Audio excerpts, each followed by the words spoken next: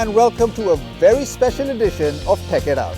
Special because we are stuck in this really special place called a parking lot thanks to someone. We've shown you some awesome gadgets, some incredible technology and a great deal of innovation. And we were to take you on a journey today that was all about cars and tech, but we still have a show for you, so don't worry. But unlike her, I'm always prepared. oh, so since you're so prepared, why don't you tell us what exactly are we doing today? I tell you what, I'll just show you. Here's the lineup for the entire show. Coming up on the show this week, Self-driving cars, the future of automobiles. taxi hailing apps for Uber comfort, Apps for all you long drive lovers. and a ride back to where it all began.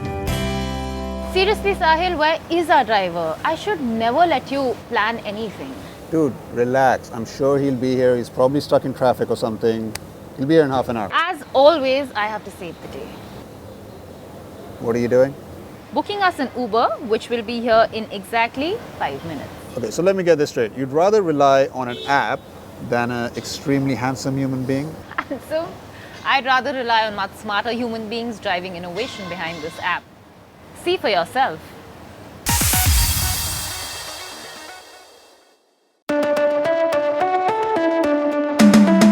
In the fast-paced lives that we live today, we are always moving. Moving forward, moving towards a destination. We always have a place to go to, somewhere to be at, businesses to build, places to see, things to do, and friends to meet. We move through time at the speed of light. We're always going places, almost always on the road, because the road must eventually lead to the whole world. But what's it that keeps us going? That keeps us moving on the roads always? In the last few years, Uber has completely transformed the way we move.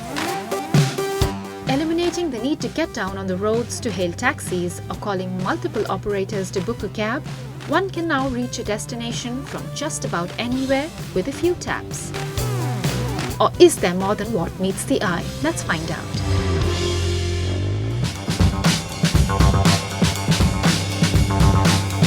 It has been a very exciting journey, not just globally for Uber in this period, but also in India, where we started off with presence in one city, and we're present now in 29 cities, moving millions of riders each day, and also enabling livelihood opportunities for thousands of our driver partners who are now able to earn a life of dignity and work on their own terms. I've been working with Uber from last year. We started with 2 cabs in last July. And right now we are having 9 cabs working with Uber only. When we get registered, we get a training how we have to deal with the riders or with the app conditions, and after that a customer care is available. If we have any of the problem, any of the time in a day, we can call them and they are always ready to help us.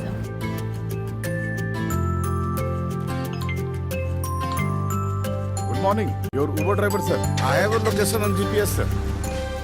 For us, innovation is an ongoing process. It's a 3-step process. A, you are consistently researching and analyzing. How do we do that? We are always talking to our riders and drivers and trying to understand what their pain points are. We are also using data at the core of analyzing performance. So for example, we are able to analyze different interactions which either the rider or driver are having with the app. How long did it take for the driver to arrive at the rider's place? How long before the rider had to wait before getting into the car? Step 2 is to use the pain point and then create a product solution. It might be a rider side feature or a driver side feature. I'll talk to you about 2 features which have been recently launched on the rider side. I think one of the features is schedule a ride. Many of our riders used to tell us that they would want the comfort and the confidence of being able to plan ahead in time for the trip, which is being able to book an Uber in advance. So working with our engineers both in Bangalore and in the Silicon Valley, we have created a feature called Schedule a Ride, which lets you book a ride on Uber as ahead as 30 days or as near as up to 15 minutes from your ride. We created a feature which was recently launched in India, again uniquely for India, is which will allow you to book a ride for somebody else.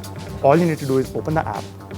You put in the pin to a location where the rider is, whom you want to book a ride for. It will actually ask you, is this ride for somebody else? And you can choose from your phone book who that ride should be. So I can actually say, pick up the ride from Cyber City in Gurgaon.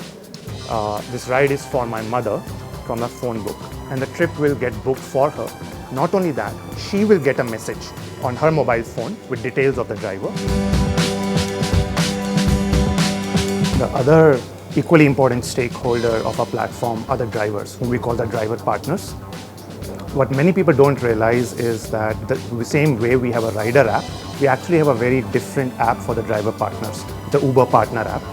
So for example, not many people would know that in the driver side app, we have something called a heat map. Now what's a heat map? Think of it like a map of the city, which is available to the driver partner real time with different color codes across different parts of the city, which indicates what are the demand and supply in specific areas. You could look at a heat map and say, wow, at this stage, 3 kilometers from here, there's a significant demand. There are many riders who are looking to request, and thereby you would try and go to that location, which means the asset gets utilized and their chances of earnings go up. At the same time, on the rider side, the chances of them finding a ride increases. There are often times in the day when they would actually not want the next trip immediately, and rightly so, right? They may want to take a break. They may want to fill up fuel in the car. They may just want to step back and do a few phone calls. And we recognize that's a choice which the driver should have. So we created this feature called the pause feature, which is that during a trip, they can actually choose in advance that whether they want the next trip coming immediately or not. The whole app is very useful. We get online and offline option. We can choose the online and offline option any of the time. If we want to drive in the night, then we can go online in the night only. So, and if we don't want to work, so then we can offline immediately. Ratings become a great marketplace indicator mechanism for us, where a rider is rating a driver at the end of a trip. It helps us do 3 things. One is for Uber. It helps us understand a complete history of what was the nature of the experience in terms of the ride which the rider had. End of a trip, the same way a rider rates a driver also gets to rate a rider. And why is that important? I think again for 2 reasons. One is we recognize that the same way we are ensuring a service quality on the platform to the riders, there's a certain minimum quality we want to ensure in terms of the drivers also, and the rider behavior we expect from the Uber platform. It actually creates a sense of fulfillment and goals for the driver partner. It's like you and I coming to work and saying we should do a good job because that's who we are and we want to do it. It's not because at the end of the year I will get a performance rating which will be X. This rating is very important, as Uber is very particular about this rating. I will particularly give 1 or 2 rating only when the customer is misbehaving.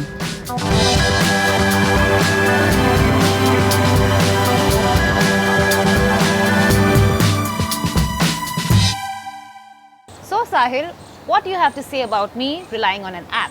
You know, not always, but sometimes you do make smart decisions. Always, Sahil. I always make smart decisions. Like right now, I'm going to take a break.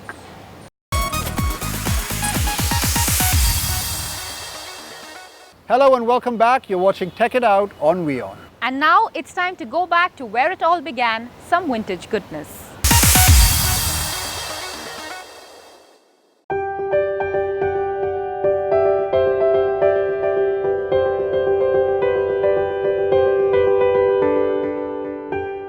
What's the first thing that comes to your mind when you think of old cars, dilapidated trucks or rickety scooters?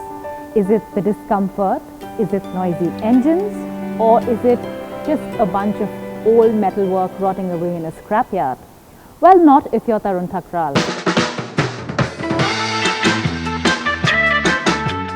The 51-year-old entrepreneur decided to take his passion for collecting vintage automobiles to the next level when he built India's first and only transport heritage museum in Gurgaon. Spread across 90,000 square feet, the museum has 4 floors, housing exhibits from vintage cars to pre-mechanized transports. And if you're still wondering where I am and what I'm doing, fasten your seatbelts because I'll be taking you on a journey along with Tarun about the history of Indian transportation. This place is truly fascinating. It embodies the love a man has for his machines. For someone like you who's so obsessed with automobiles, especially that are from a whole different generation, how do you describe the emotional connection that you have with automobiles? I was out of the country for a few years. So there was nothing per se that I was interested in automobiles. When I came back, I started developing this interest in older things. So I started collecting old lamps, old oil lamps, old gramophone players, old radios. Suddenly I came across one ramshackle car, a 1932 Chevy in Rajasthan. Something in me, kicked an interest in me, and I bought this to Delhi and started restoring it. It took me about 2 years to completely restore that car and put it back on the roads. As though you've given life to somebody, So that feeling, I think, triggered something in me, and that started a collection of vehicles. The museum has several lithographs, rare albumen prints, old postcards and books on the modes of transportation in India. It even has vintage vehicle advertisements from old Indian newspapers and magazines. From collecting stamps on Indian transportation to restoring the Fiat Padmini in 1980 or the Ambassador, you've preserved a large part of the Indian automobile heritage. How well did you enjoy this process? I love collecting, okay? I love discovering. It's like a discovery. Whenever you go to old towns, smaller towns, you find something unique about India, about India's transport heritage, you like to acquire it. Cars is one section of it. So whether you see an Ambassador or an old scooter with sidecar, or a Fiat, or a Badal for that matter, or a Standard Herald, you wanted to just get them. Each automobile here has its own story to tell. Can you take us through some of your most prized possessions, like the J3C Piper Cub aircraft that was actually used to train pilots for World War II? There was this auction by the UP government, Ministry of Civil Aviation in Lucknow, for the Piper aircraft. Although it didn't have the flying license because that was expired. So I said, no, I'm going to definitely bid for it. My bid was 2.72 lakhs, a meager sum of 2.72 lakhs. Unfortunately, there was another gentleman who would bid 2.85 lakhs, but his procedure of bidding, which was specified in the contract, was not correct. So his bid was cancelled, and my bid was the highest. So that's how I won that aircraft. The oldest exhibit in the museum is a toy from the Indus Valley civilization that was made way back in 1500 BC. I'm very sure that there's a lot more than what meets the eye when you look at all these automobiles here. Tell us, how tedious is the restoration process, and is it just pure passion for automobiles, or is there also a sense of pride attached with bringing an old automobile back to life? No, it's actually a fun process if you're passionate about things. We wanted whosoever comes here has a story of his own. The other thing with transportation is you get emotionally connected, as I mentioned earlier. My first car, my first scooter. So it's a very emotional kind of a thing. And there is something in transportation, no matter how many times you've taken a plane and flown, okay? Whenever an aircraft takes off or lands, we still marvel at that piece of engineering, that it's, taking off. Or if we see a vintage car on the road, automatically our heads turn around to see that. And Tarun, who has managed to collect gems like the Chevrolet Phaeton 1932 and the Ford Deluxe Wagon 1946, finally revealed his top guarded secret. This is his top secret, okay? The top secret is I was single. I didn't get married.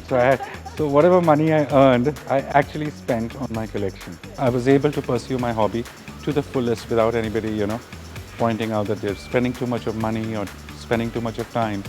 In an age where automobile enthusiasts identify themselves as petrol heads and there's so much rapid technological innovation happening in the automobile space, how do you plan on maintaining the legacy of vintage medium in automobiles? And what do you think of the current vintage scenario in India? See, currently the vintage automobile market is facing a lot of stress, I should say, because of the NGT. They have unilaterally banned all vehicles which are 15 years of age on the roads. So we are fighting that case. We've requested them to give us permission to drive our cars on Sundays or on public holidays. At least the cars should be moving. They should keep moving. So that helps them, help engines in good condition, the brakes in good condition and all that. American novelist Candace Bushnell once famously said, "I love things that are old and glittery, that come with layers of glamour and past lives." After looking at all these wonderful machines here, I couldn't agree more with her on preserving our past. Well, I see someone's been having a great time in that vintage Chevy. But can we now look ahead into the future? What do you think is in store for the automotive world, let's say in the next, few years? Maybe robo-operated taxis and flying cars, just like the Jetsons. You really like the Jetsons, don't you?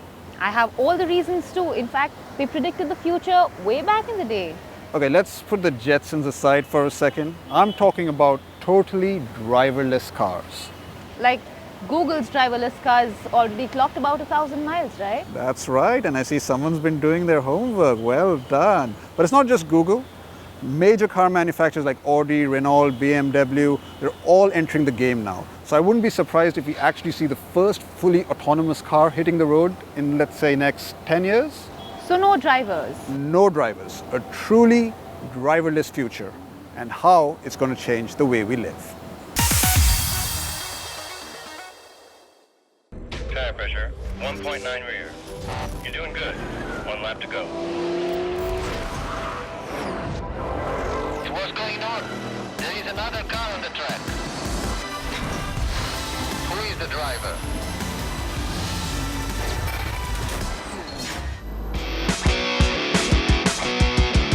So here's a spoiler alert for you guys. The cars of the not so distant future are being made today. Now, we don't know when exactly we're going to be able to buy the first autonomous car, but we do know the opportunity is coming soon. The idea of self-driving cars isn't new. In fact, in the 1980s, Carnegie Mellon's University Nav Lab created the first self-sufficient and truly autonomous car. Fast forward this achievement to the present day, and it's pretty clear that autonomous driving will be a part of our existence.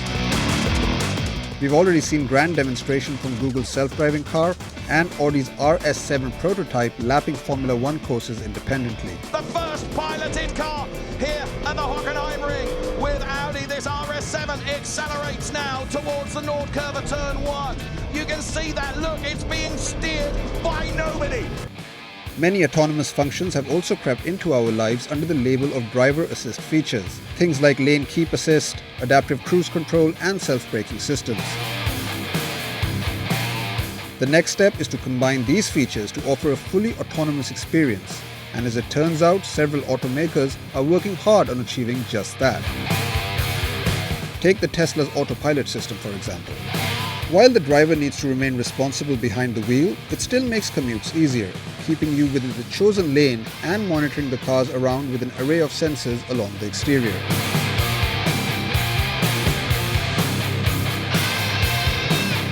Tesla, Google and Audi aren't the only ones with their sights set on the self-driving market.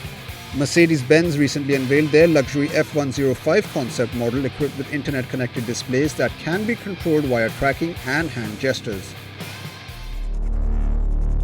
Last year, Swiss brand Rinspeed showcased the Ethos concept that may very well become the future of autonomous driving and highly connected cars.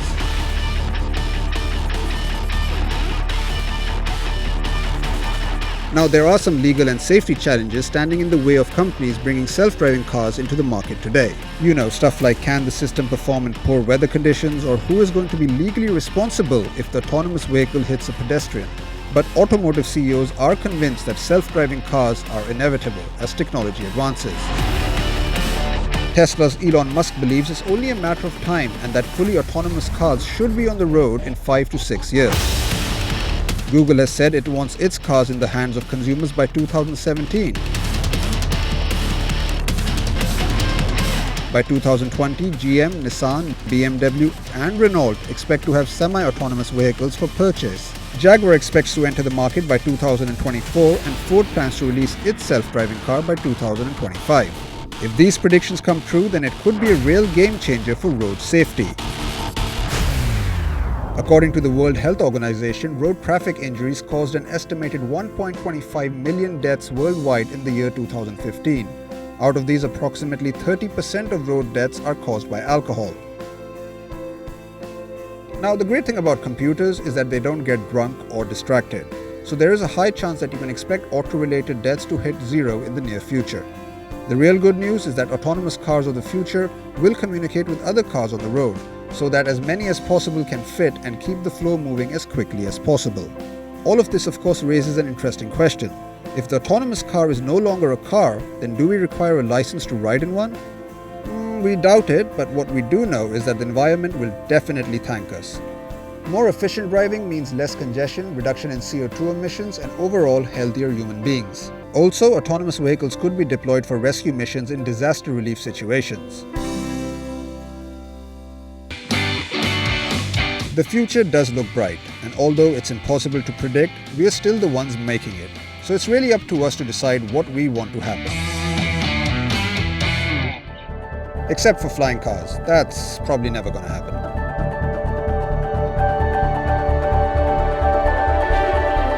Or is it?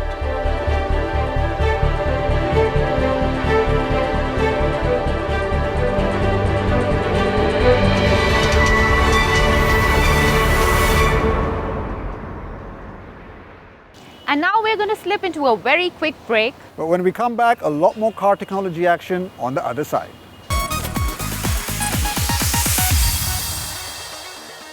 Welcome back. You're watching Tech It Out on WION. Now, there is some time before we actually get to see the first driverless car hit the roads. But in the meantime, here are a few apps that will help make your driving experience a little bit better, if not fully autonomous.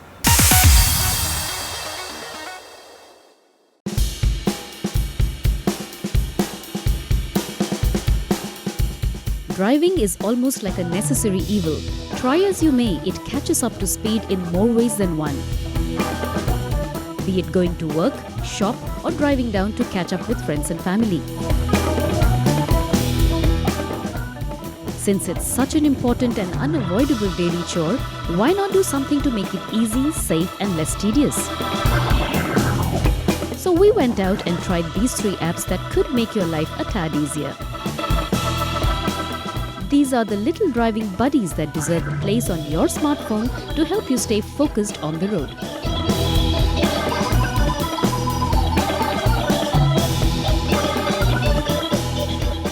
If you are someone who finds it difficult to decide where to eat or has a hard time finding the closest bank or the supermarket, then this app is going to help you in a big way. No need to stop and roll down your window every few minutes to get directions. Looking at your current location, the app takes you to the closest cafes, salons, supermarkets, ATMs, movies, and so much more. If you find yourself in an emergency situation, quickly find the closest pharmacy, doctors, and hospitals near you. Access all of this data on the click of a button. Another problem that we all face while driving is not being able to make important calls or type messages. Nothing is more important than your safety, but if you really need to, let this app be your personal assistant.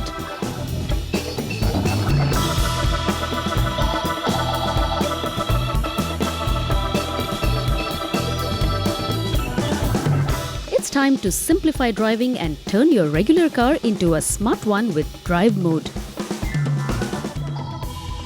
Don't let the constant ringing of the phone distract you while you're on the road. Drive Mode manages calls, texts, and social media notifications with just a tap. WhatsApp. It even takes your voice commands.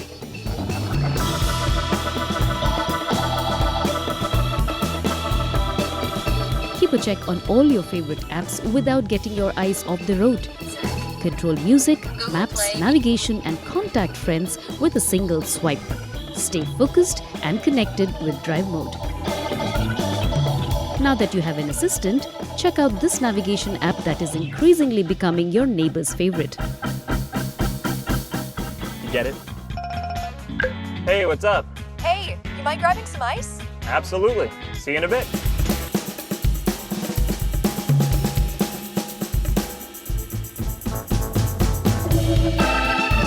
Here's how you can never get late again, be it for your office meeting or that dinner with a special someone. Waze claims to be the world's largest community-based traffic and navigation app. The app shares real-time traffic and road information to save you time, effort and gas.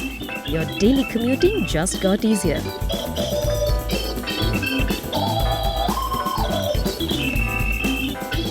Get quick alerts on accidents, hazards, road closures and find the quickest route to your destination. Add your family and friends, share the location and keep them posted on your arrival time. With Waze, you also help other users by sharing traffic and road information to help them commute better. Well, that's all the time we have on this episode of Tech It Out. We hope you enjoyed the show. Write to us on Facebook, Twitter and Instagram with all your feedback and suggestions. We'll see you same time next week, hopefully not in a parking lot. For all the news and other updates, keep watching WION. And it turns out our Uber driver is finally here. Driver partner. And it turns out it's our producer Ankit, punctual as usual. See you next week.